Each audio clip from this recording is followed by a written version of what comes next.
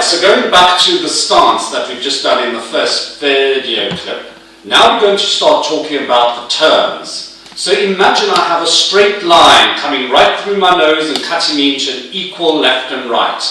That line that divides my body into a left and right is called the midline.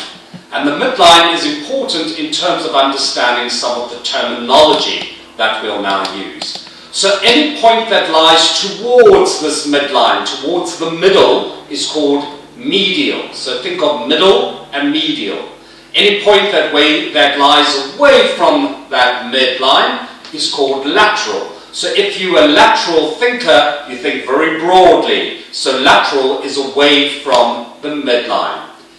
The front of the body is called anterior. So any part that relates to the front of the body is known as the anterior part or frontal. Any part that relates to the back of the body is called posterior or dorsal.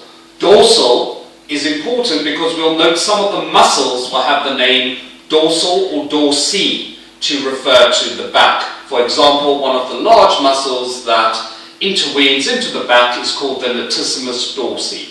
So dorsal or posterior, a lot of the students told me we have a post box towards our back. So posterior is back, anterior is front.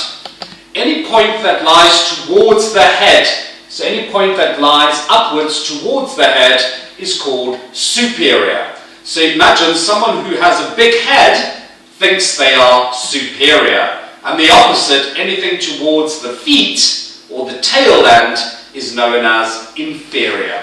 So if someone is looking down on themselves or they feel they're inferior, they look down.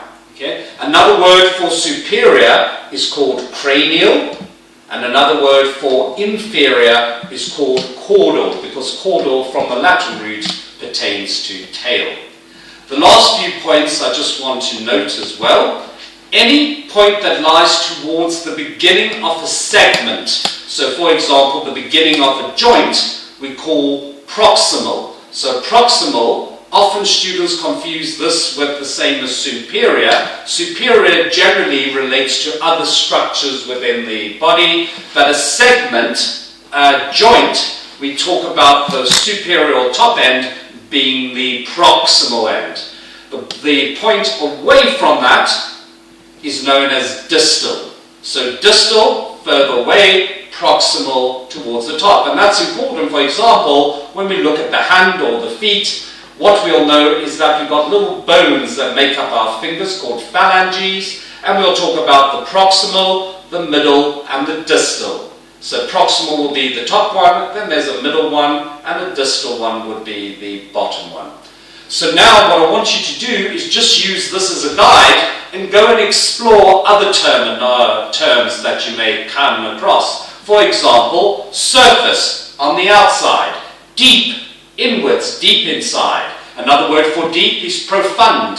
So when we look at muscles on the forearm, we expect to find a deep muscle probably with the word profundus. So what I want you to do as a task, at home or in class, is build up a glossary of terms. But the key point is that use the anatomical stance as a reference point.